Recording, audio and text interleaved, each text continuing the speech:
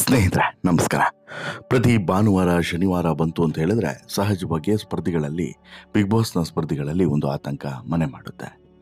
ಈ ವಾರ ಕಿಚ್ಚ ಸುದೀಪ್ ಯಾವ ವಿಚಾರವನ್ನು ತೆಗೆದುಕೊಳ್ತಾರೆ, ಯಾರಿಗೆ ಕ್ಲಾಸನ್ನು ತೆಗೆದುಕೊಳ್ತಾರೆ ಅನ್ನುವಂಥ ಆತಂಕ ಮತ್ತು ಅದೊಂದು ರೀತಿಯಾದಂತಹ ಮನಸ್ಸಿನ ಒಳಗಿನ ತಳಮಳ, ಹೊಟ್ಟೆ ಒಳಗೆ ಹಿಟ್ಟು ಕುಟ್ಟದಂಗೆ ಅನುಭವ ಇವೆಲ್ಲವೂ ಕೂಡ ಆಗ್ತಾ ಇರ್ತದೆ ಬಿಗ್ ಬಾಸ್ ಮನೆ ಇರುವಂತಹ ಸ್ಪರ್ಧಿಗಳಿಗೆ.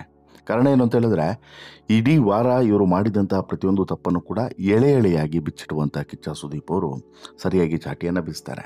ಇನ್ನು ಕೆಲವರಿಗೆ ಬಟ್ಟೆ ಸುತ್ತಿ ಬಾರಿಸಿದ್ರೆ ಮತ್ತು ಕೆಲವರಿಗೆ ನೇರವಾಗಿ ವಾರ್ನಿಂಗನ್ನು ಕೊಡ್ತಾರೆ. ಅದೇ ರೀತಿ ಈ ವಾರವೂ ಕೂಡ ಭಾರಿ ಚರ್ಚೆಗಳು ನಡೆದಿದ್ದಾವೆ. ಕೆಲವೊಂದು ವಿಚಾರಗಳ ಬಗ್ಗೆ ಭಾರಿ ಮೇಲ್ನೋಟಕ್ಕೆ ಒಂದಷ್ಟು ವಿಚಾರಗಳ ಬಗ್ಗೆ ಮತ್ತು ಕೆಲವೊಂದಷ್ಟು ಈ ಸ್ಪರ್ಧಿಗಳ ಮನಸ್ಥಿತಿಯ ಬಗ್ಗೆ ಕಿಚ್ಚ ಸುದೀಪ್ ನೇರವಾಗಿ ವಾರ್ನಿಂಗನ್ನು ಕೊಟ್ಟಿದ್ದಾರೆ.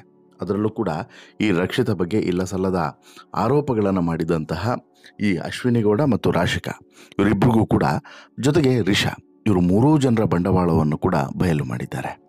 ಅಸಲಿಗೆ ಇದು ಸಾಲಿಲ್ಲ, ತುಂಬ ಸಾಫ್ಟಾಗಿಯೇ ಕಿಚ್ಚ ಸುದೀಪ್ ವಾರ್ನಿಂಗನ್ನು ಕೊಟ್ಟರು. ಬಟ್ ಆದರೆ ಈ ವಾರ್ನಿಂಗ್ ಇದೆಯಲ್ಲ, ಇದು ವಾರ್ನಿಂಗು ಇನ್ನೂ ಕೂಡ ಇವರು ಅರ್ಥ ಮಾಡ್ಕೊಳ್ತಾ ಇದ್ದರೆ ಇದು ವಾರ್ನಿಂಗ್ ಕೇವಲ ವಾರ್ನಿಂಗ್ ಆಗಿರೋದಿಲ್ಲ, ಬಹುಶಃ ಬಿಗ್ ಬಾಸ್ ಮನೆಯ ಮೇನ್ ಡೋರ್ನ ದಾರಿ ತೋರಿಸಿದ್ರು ಕೂಡ ಅಚ್ಚರಿ ಇಲ್ಲ.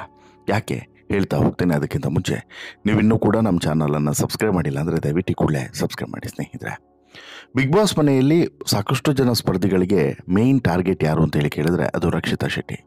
ಕಾರಣ ಆಕೆ ಚಿಕ್ಕ ಹುಡುಗಿ ಅನ್ನುವಂಥದ್ದು, ಕಾರಣ ಆಕೆಗೆ ಸರಿಯಾಗಿ ಕನ್ನಡ ಬರೋದಿಲ್ಲ ಅನ್ನುವಂಥದ್ದು, ಜೊತೆಗೆ ಆಕೆ ಕೆಲವೊಂದು ವಿಚಾರಗಳಲ್ಲಿ ತೆಗೆದುಕೊಳ್ಳುವಂಥ ಸ್ಟ್ಯಾಂಡು ಬಹುಶಃ ಇವರಿಗೆ ಮುಳುವಾಗುತ್ತೆ ಅನ್ನುವಂತಹ ಆತಂಕದಿಂದ ಇರಬಹುದು. ರಕ್ಷಿತಾ ಶೆಟ್ಟಿಯ ಆಟದ ಶೈಲಿಯ ಆ ರೀತಿ ಇರ್ಬೋದು, ರಕ್ಷಿತಾ ಶೆಟ್ಟಿಯ ಸ್ಟ್ರಾಟರ್ಜಿಯೂ ಕೂಡ ಆ ರೀತಿ ಇರ್ಬೋದು. ಆದರೆ ಆಕೆಯನ್ನು ಟಾರ್ಗೆಟ್ ಮಾಡುವಂಥ ಸಂದರ್ಭದಲ್ಲಿ ತುಂಬ ವೈಯಕ್ತಿಕವಾಗಿ, ತುಂಬ ಕೀಳಾಗಿ ಮತ್ತು ತುಂಬ ಕೆಟ್ಟದಾಗಿ ಟಾರ್ಗೆಟ್ ಮಾಡ್ತಿರುವಂಥದ್ದು ಸಹಜವಾಗಿ ಬಿಗ್ ಬಾಸನ್ನು ನೋಡ್ತಿರುವಂಥ ಪ್ರತಿಯೊಬ್ಬರ ವೀಕ್ಷಕರ ಅಸಮಾಧಾನಕ್ಕೂ ಕೂಡ ಕಾರಣ ಆಗಿದೆ. ಬಿಗ್ ಬಾಸ್ ಮನೆಯಲ್ಲಿರುವಂಥ ಅಷ್ಟು ಜನ ಸ್ಪರ್ಧಿಗಳದು ಒಂದು ಲೆಕ್ಕಾಚಾರ ಆದರೆ ಬಿಗ್ ಬಾಸ್ ಮನೆಯ ಹೊರಗಡೆ ಇರುವಂತಹ ವೀಕ್ಷಕರದು ಮತ್ತೊಂದು ಲೆಕ್ಕಾಚಾರ. ಹೀಗಿರುವಂಥ ಸಂದರ್ಭದಲ್ಲಿ ಬಿಗ್ ಬಾಸ್ ಮನೆಯಲ್ಲಿ ಪ್ರತಿಯೊಬ್ಬ ಸ್ಪರ್ಧಿಯೂ ಕೂಡ ಒಂದೊಂದೇ ಲೆಕ್ಕಾಚಾರವನ್ನು ಹಾಕಿ ತನ್ನ ಆಟವನ್ನು ಆಡ್ತಾ ಇರ್ತಾನೆ.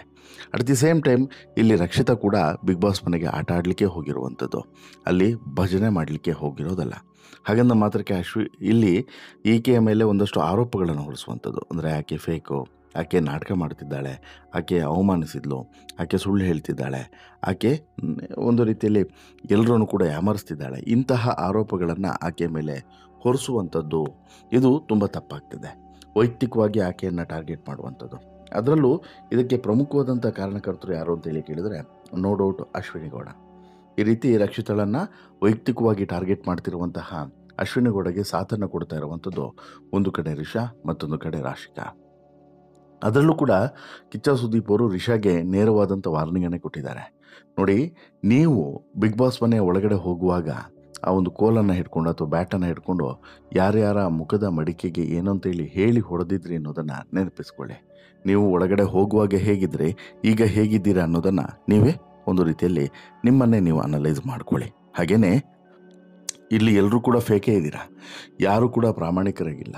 ಎಲ್ಲರೂ ಕೂಡ ಆಟಕ್ಕಾಗಿ ಮತ್ತು ಈ ಸಂದರ್ಭವನ್ನು ಉಪಯೋಗಿಸ್ಕೊಳ್ಳೋದಕ್ಕಾಗಿ ಎಲ್ಲರೂ ಕೂಡ ಸ್ಟ್ರಾಟಜಿಯನ್ನು ಮಾಡ್ಕೊಂಡು ಬಂದಿದ್ದೀರಾ. ಅದರಲ್ಲಿ ಅಶ್ವಿನಿನೂ ಕೂಡ ಹೊರತಾಗಿಲ್ಲ, ನೀವು ಕೂಡ ಹೊರತಾಗಿಲ್ಲ ಅಂತೇಳಿ ಕಿಚ್ಚ ಸುದೀಪ್ ಚಾಟಿ ಬೀಸಿದ್ದಾರೆ.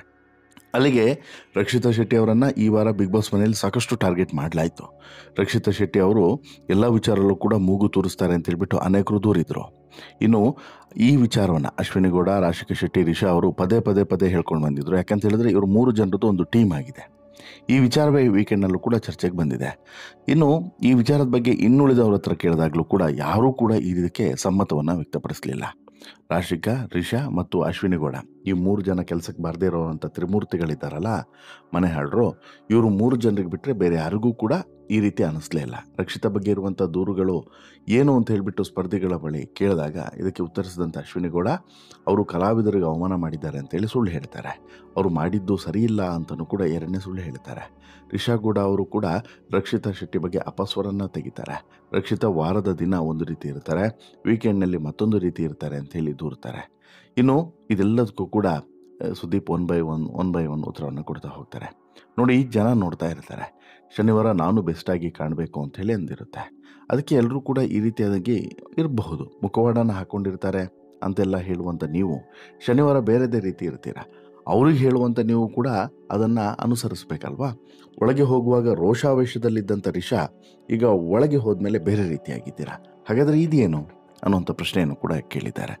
ಎಲ್ಲರೂ ಕೂಡ ಬೇರೆಯವರ ಸರಿ ಅಥವಾ ಬೇರೆಯವರು ಸರಿ ಇಲ್ಲ, ಬೇರೆಯವರನ್ನು ಸರಿ ಮಾಡೋದು ಇದೇ ಆಗುತ್ತೆ. ಬಟ್ ನೀವು ಎಷ್ಟು ಸರಿ ಇದ್ದೀರಾ? ಒಳ್ಳೆಯವರು ಕೆಟ್ಟವರು ಅನ್ನೋದು ಬರಲ್ಲ. ಕೆಲವರು ನಿಮಗೆ ಹೊಂದಿಕೆ ಆಗ್ತಾರೆ, ಕೆಲವರು ನಿಮಗೆ ಹೊಂದಿಕೆ ಆಗಲ್ಲ. ಇದೇ ಅಷ್ಟೇ ವಿಚಾರ. ನಿಮಗೆ ಹೊಂದಿಕೆ ಆಗಲಿಲ್ಲ ಅಂತ ಹೇಳಿದ್ರೆ ನಿಮಗೆ ಅದು ಸರಿ ಕಾಣಲ್ಲ. ನಿಮಗೆ ಹೊಂದಿಕೆ ಆದರೆ ಅವರು ಕರೆಕ್ಟು. ಈಗ ರಿಷಾಗ್ ನೋಡಿ, ರಾಶಿಕಾ ಮತ್ತು ಅಶ್ವಿನಿ ಈಗ ಹೊಂದಿಕೆ ಆಗಿದ್ದಾರೆ, ಅನಿವಾರ್ಯತೆ. ಇವ್ರು 3 ಜನದ್ದು ಒಂದು ಟೀಮ್ ಆಗಿದೆ. ಇವ್ರು 3 ಜನರಿಗೆ ಹೊಂದಾಣಿಕೆ ಇದೆ. ಇವ್ರು 3 ಜನ ಏನೇ ಮಾಡಿದ್ರು ಕೂಡ ಸರಿಯಾಗಿ ಕಾಣಿಸ್ತದೆ.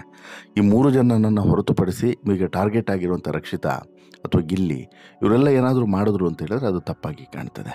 ಹಾಗಾಗಿ ನಿಮ್ಮ ಬಿಸ್ನೆಸ್ಸನ್ನು ನೀವು ನೋಡ್ಕೊಳ್ಳಿ, ಅಂದರೆ ನಿನ್ನ ಕೆಲಸನ ನೀನು ನೋಡ್ಕೋ ಅಂತ ಹೇಳಿಬಿಟ್ಟು ಇಲ್ಲಿ ಬಟ್ಟೆ ಸುತ್ತಿ ಬಾರಿಸುವಂಥ ಕೆಲಸವನ್ನು ಸುದೀಪ್ ಮಾಡಿದ್ದಾರೆ. ಬಹುಶಃ ಮೊದಲನೇ ವಾರದ ಪಂಚಾಯಿತಿ ಇದು. ಹಾಗಾಗಿ ತುಂಬ ಎಚ್ಚರಿಕೆಯಿಂದನೇ ಸುದೀಪು ಈ ವಾರ್ನಿಂಗನ್ನು ಕೊಟ್ಟಿದ್ದಾರೆ. ಈ ವಾರ್ನಿಂಗನ್ನು ರಿಷಾ ಹೇಗೆ ಸ್ವೀಕರಿಸ್ತಾರೆ ಅನ್ನೋದನ್ನು ನೋಡಬೇಕು.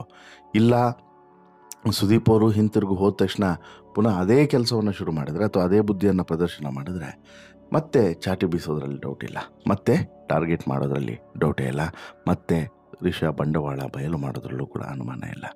ಯಾಕಂತೇಳಿದ್ರೆ ರಿಷಾ ಬಿಗ್ ಬಾಸ್ ಮನೆಯ ಒಳಗಡೆ ಹೋದಂತಹ ರೀತಿ ಮತ್ತು ಈಗಿರುವಂಥ ರೀತಿ ಅಜಗದಾಂತರ ವ್ಯತ್ಯಾಸ ಇದೆ. ಅಶ್ವಿನಿ ಗೌಡ ಅದೇನು ಮೋಡಿ ಮಾಡ್ಕೊಂಬಂದಿದ್ದಾರೋ, ಅದೇನು ಮಾಟ ಮಂತ್ರ ಮಾಡ್ತಾರೋ ಗೊತ್ತಿಲ್ಲ. ಎಂತಹ ರಿಷಾಳನ್ನು ಸೈಲೆಂಟ್ ಮಾಡಿ ತನ್ನ ಗುಂಪಿಗೆ ಹಾಕ್ಕೊಂಡು ಈಗ ರಿಷಾ, ರಾಶಿಕಾ ಮತ್ತು ಅಶ್ವಿನಿ ಗೌಡ ಇವರದ್ದೇ 3 ಜನರದ್ದು ಒಂದು ಟೀಮ್ ಆಗಿದೆ. ಇವರು 3 ಜನರ ಒಂದು ಟೀಮ್ನಲ್ಲಿ ಏನೇನು ಚರ್ಚೆ ಆಗುತ್ತೆ, ಏನೇನು ವಿಚಾರಗಳು ಬರ್ತವೆ ಅದು ಒಂದು ಭಾಗ. ಮತ್ತೊಂದು ಭಾಗವಾಗಿ ಇವರಷ್ಟಕ್ಕೆ ಇವ್ರು ಏನಾದರೂ ಥಿಂಕ್ ಮಾಡ್ತಾ ಹೋಗುವಂಥದ್ದು, ಅಂದರೆ ಇವ್ರಿಗೆ ಯಾವ್ದು ಸರಿ ಯಾವ ತಪ್ಪು ಅನ್ನೋದು ಇವರೇ ಡಿಸೈಡ್ ಮಾಡ್ಕೊಂಡು ಹೋಗುವಂಥದ್ದು. ಹೀಗಾಗಿ ಇದು ತುಂಬ ಅಪಾಯಕಾರಿಯಾಗಿ ಕಾಣಿಸ್ತಿದೆ. ಅಂದರೆ ಕಿಚ್ಚ ಸುದೀಪ್ ಅವರು ಇಲ್ಲಿ ನೇರವಾಗಿ ವಾರ್ನಿಂಗ್ ಕೊಡದೇ ಇದ್ರೂ ಕೂಡ ಒಂದು ಪರೋಕ್ಷವಾದಂಥ ವಾರ್ನಿಂಗ್ ಅನ್ನೋಂತೂ ಕೊಟ್ಟಿದ್ದಾರೆ. ಹಾಗೆ ನೋಡಿದರೆ ಇನ್ನೂ ಕೂಡ ಬೇಕಾಗಿತ್ತು. ಕಿಚ್ಚ ಸುದೀಪ್ ಅವರ ಚಾಟಿ ಏಟು ಇನ್ನೂ ಕೂಡ ಬೇಕಾಗಿತ್ತು. ಇದು ಸಾಲಿಲ್ಲ, ಯಾವ ಕಾರಣಕ್ಕೂ ಕೂಡ ಸಾಲಿಲ್ಲ. ಹೇಗಂತ ಹೇಳಿದ್ರೆ ಈ ರಕ್ಷಿತಾ ವಿಚಾರದಲ್ಲಿ ಇವರು ಎತ್ತುವಂತಹ ಕೆಲವೊಂದಷ್ಟು ಮ್ಯಾಟ್ರ್ಗಳಿದಾವಲ್ಲ, ತುಂಬ ತೀರ ವೈಯಕ್ತಿಕ ಮತ್ತು ತುಂಬ ಕೀಳಾಗಿ ಕಾಣಿಸ್ತದೆ. ರಕ್ಷಿತಳನ್ನು ತುಂಬ ಡೌನ್ ಮಾಡಬೇಕು ಅನ್ನೋಂಥ ಪ್ರಯತ್ನವನ್ನು ಆರಂಭದಿಂದನೂ ಕೂಡ ಮಾಡ್ತಾ ಬಂದಿದ್ದಾರೆ, ಈಗಲೂ ಕೂಡ ಮಾಡ್ತಾ ಇದ್ದಾರೆ, ಇನ್ನು ಮುಂದೆನೂ ಕೂಡ ಮಾಡ್ತಾರೆ ಅನ್ನೋದರಲ್ಲಿ ಯಾವ ಅನುಮಾನವೂ ಕೂಡ ಇಲ್ಲ. ಪ್ರಾಕ್ಟಿಕಲಾಗಿ ಹೇಳಬೇಕು ಅಂತ ಹೇಳಿದ್ರೆ ಬಿಗ್ ಬಾಸ್ ಮನೆಯ ಉಳಿದ ಸದಸ್ಯರಿಗೆ ಹೇಗೆ ಅನಿಸಿದೆಯೋ ಅದು 100ಕ್ಕೆ 100 ನಿಜ. ಇರೋದನ್ನು ನೇರವಾಗಿ ಯಾವುದೇ ಹಿಂದೆ ಮುಂದೆ ಸಂಕೋಚ ಇನ್ನೊಂದು ಮತ್ತೊಂದು ಮಾಡದೆ ನಿಷ್ಠುರವಾಗಿ ಹೇಳೋದ್ರಲ್ಲಿ ರಕ್ಷಿತಾ ತುಂಬ ಪಾಪ್ಯುಲರ್ ಆಗಿದ್ದಾರೆ. ವಾಸ್ತವವನ್ನು ತೆರೆದಿಡುತ್ತಾರೆ. ಇದು ಉಳಿದವರಿಗೆ ಇಷ್ಟ ಆಗೋದಿಲ್ಲ. ಹಾಗಾದ ಮಾತ್ರಕ್ಕೆ ಉಳಿದವ್ರಿಗೆ ಇಷ್ಟ ಆಗಬೇಕು ಅನ್ನೋ ರೀತಿಯಲ್ಲಿ ಬದುಕಿದ್ರೆ ರಕ್ಷಿತನು ಕೂಡ ಇವರ ಸಾಲಿಗೆ ಸೇಲ್ಬೇಕಾಗುತ್ತೆ, ರಕ್ಷಿತನು ಕೂಡ ಫೇಕ್ ಆಗಬೇಕಾಗುತ್ತೆ. ಹಾಗಾಗಿ ರಕ್ಷಿತಾ ಈಗ ಇರೋ ಹಾಗೇನೇ ಇರಲಿ, ರಕ್ಷಿತಾ ಈಗಿರೋದು ರೈಟಾಗೇ ಇದ್ದಾರೆ ಅನ್ನೋದು ಈ ವೀಕ್ಷಕರ ಅಭಿಪ್ರಾಯ. ಒಂದಂತೂ ಸತ್ಯ ಸ್ನೇಹಿತರೆ, ಕಿಚ್ಚ ಸುದೀಪ್ ಅವರು ರಾಶಿಕಾ, ಅಶ್ವಿನಿ ಗೌಡ, ರಿಷಾ ಗೌಡ ಇವರಿಬ್ಬರಿಗೆ ಚಾಟಿ ಬೀಸಿದ್ದಾರೆ. ಬಟ್ ಅದು ಏನೂ ಕೂಡ ಸಾಲಿಲ್ಲ ಅನ್ನುವಂಥದ್ದು ವೀಕ್ಷಕರ ಅಭಿಪ್ರಾಯ ಅನ್ನೋದು ಮಾತ್ರ ಸತ್ಯ.